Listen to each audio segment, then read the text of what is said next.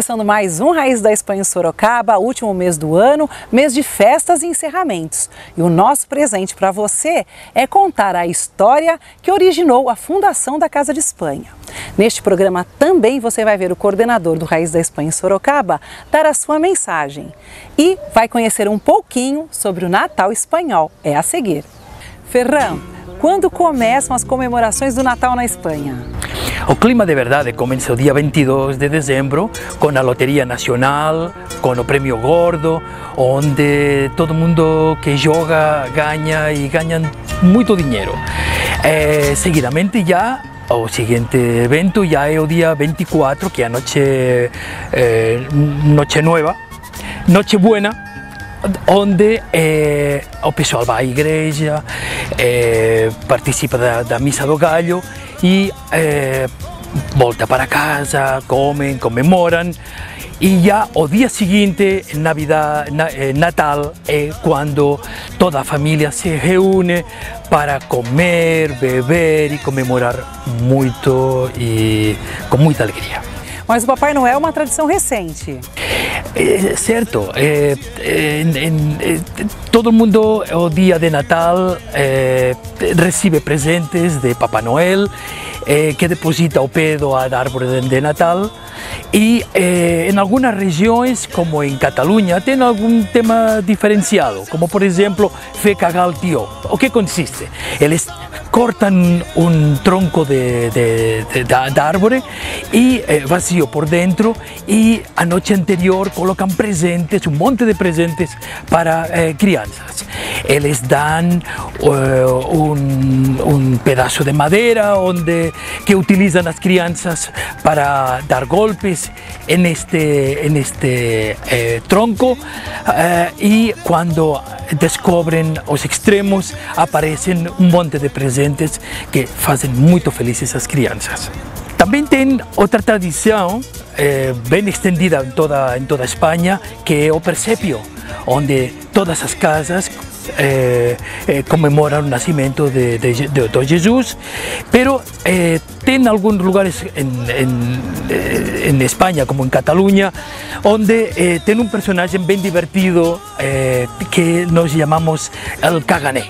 Este personagem é um personagem bem catalão, onde ele se coloca em uma posição fecal e aparece em um cantinho o presépio. Esta tradição é muito divertida e as crianças adoram ter este personagem em todos os presépios. Na Catalunha também tem uma comemoração especial, que é o dia de San Esteban.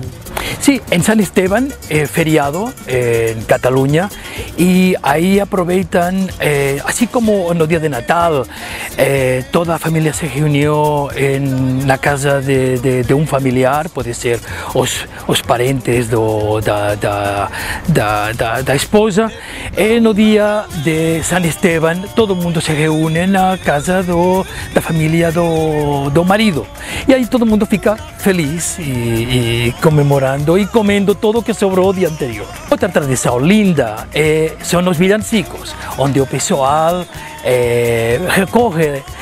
vai pelas ruas cantando de casa em casa villancicos e recebem alguns presentes, doces, ou vinho, ou algumas mordomias. Ferran, falando ainda nas festividades, nós temos aí o Ano Novo, que apesar de estar bastante frio na Espanha, ou até nevando, as pessoas saem às ruas. Sim, na Espanha o pessoal comemora o Ano Novo, e nós temos Réveillon igual que aqui no Brasil. A diferença é que nós comemos essas 12 uvas da sorte.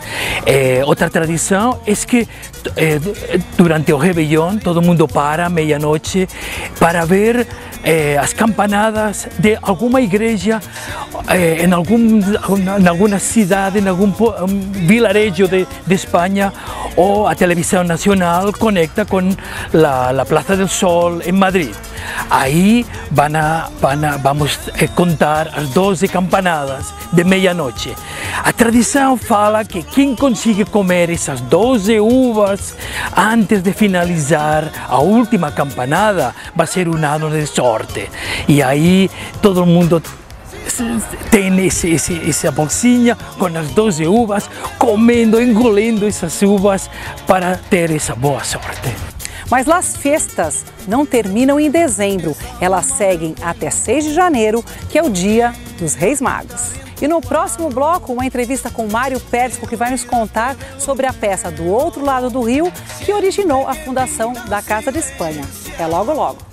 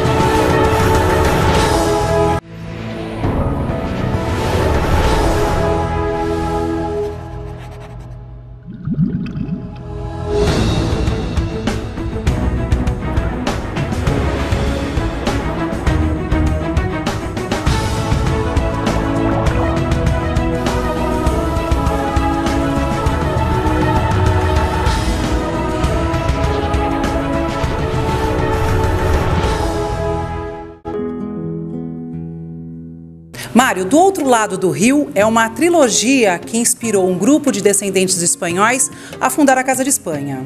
Então, na verdade, Do Outro Lado do Rio é apenas a segunda parte da trilogia. A primeira foi sobre a febre amarela e a terceira sobre o convento de Santa Clara. Mas a segunda, especificamente, que se chamou Do Outro Lado do Rio em função das colônias espanholas estarem situadas ali no Além-Ponte, e aí nós tivemos assim várias palestras para o elenco ficar melhor, saber melhor sobre a colonização e tudo mais, com o Sérgio Coelho, que escreveu o livro.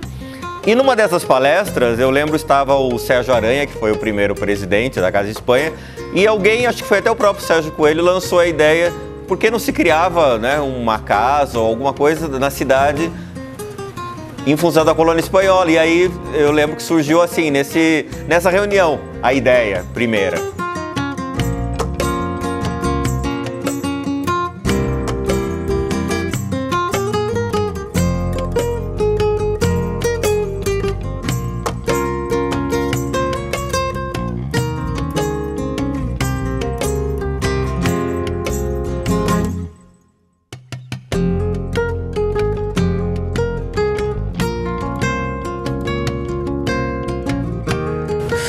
Trata a parte que se refere à colônia espanhola. Tá, falava basicamente da influência econômica que eles tiveram na cidade. Primeiro com a produção de cebolas e depois com a produção de laranjas. E é basicamente esses dois pontos. E ela era falada 70% em espanhol. Esse foi o grande desafio da peça. Na verdade tinha grandes desafios. Primeiro que era um musical. Segundo, que era itinerante, ia percorrendo, começava na frente da escola Mateus Mailaschi e ia percorrendo por todos os ambientes e falado basicamente em espanhol, porque os personagens eram todos espanhóis, então acho que até mais de 70% do texto era falado em espanhol. Como você mesmo disse, a apresentação não acontecia em lugar convencional.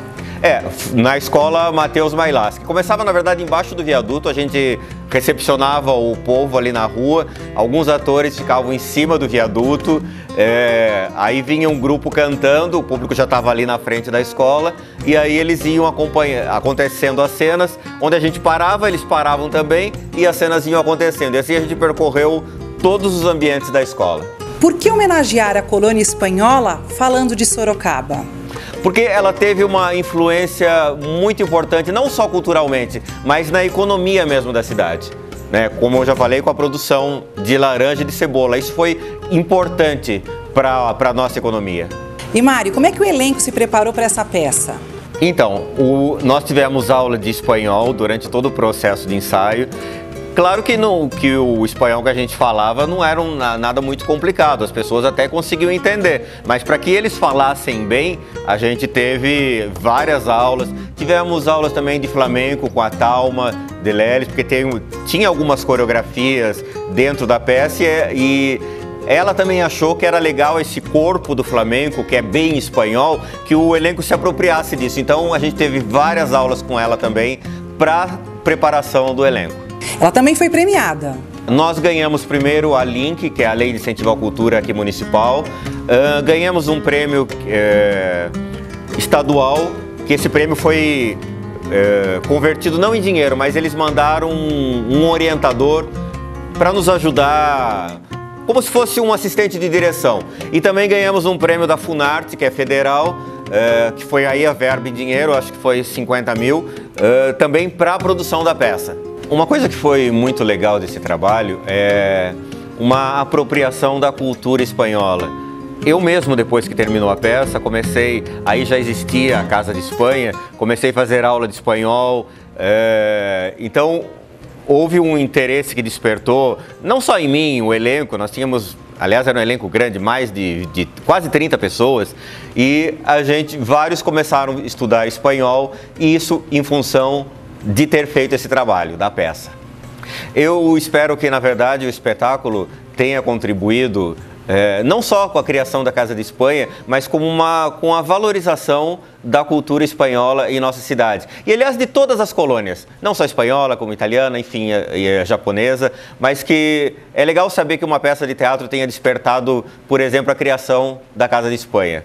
É um prazer saber isso. Hoje você conheceu um pouquinho mais sobre a história da fundação da Casa de Espanha. No próximo bloco, vai conhecer a visão do Sr. Florial Moreno, do Raiz da Espanha em Sorocaba. Até mais!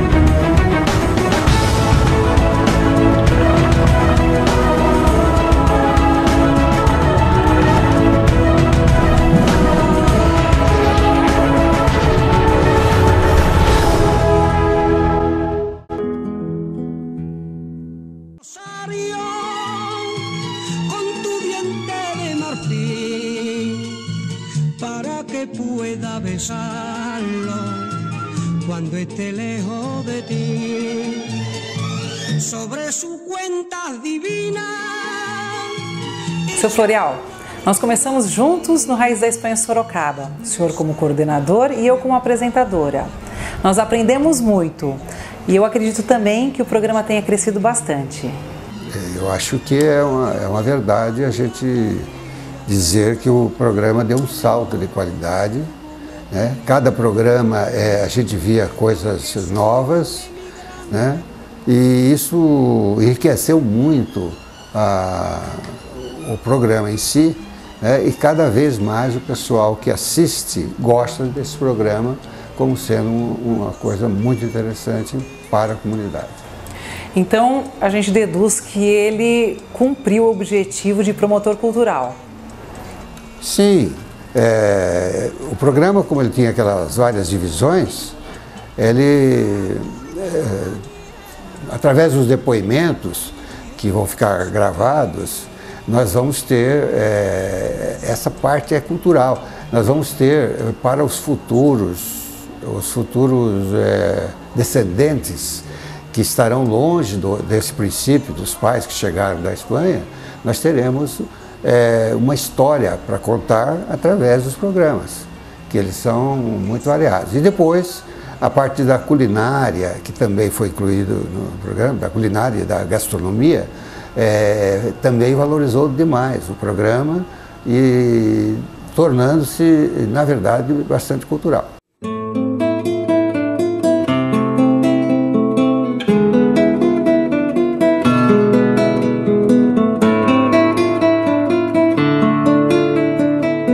Percebeu que as cores das bandeiras da Espanha e de Sorocaba eram as mesmas, né? Elas são, inclusive, bastante similares.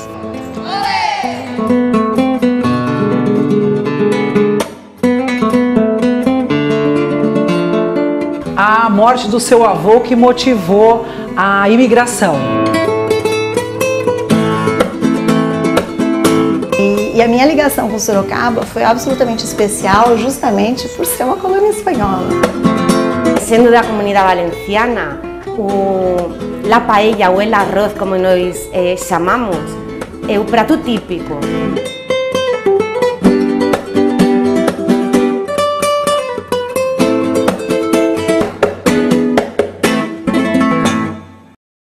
A quarta temporada está finalizando e essa diretoria, essa gestão também. Que mensagem que o senhor quer deixar para os amigos do Raiz da Espanha em Sorocaba? Então, nós estamos no final da gestão e também nessa última fase de Raízes da Espanha. Eu queria, em princípio, agradecer, sobretudo, aos patrocinadores e aos colaboradores de um modo geral, quer sejam eles as pessoas que foram entrevistadas, o pessoal da TV, da retaguarda, que sempre ajudou, e a você, Valéria, em especial, que fez um trabalho muito bom e graças a você, desde 2014, nós estamos nessa fase de crescimento contínuo. Nós esperamos que continue esse crescimento, que a coisa seja, vamos dizer, sempre para frente, com qualidade, com mais qualidade. E, finalmente, eu gostaria de desejar a todos que estão, todos os espectadores e também àqueles que de alguma forma tem contato com a gente, desejar um bom Natal e um feliz Ano Novo para todos. Con la alegría de España, con mi patria y con mi novia y mi bien de San Gil y mi rosario de cuentas. Yo me quisiera morir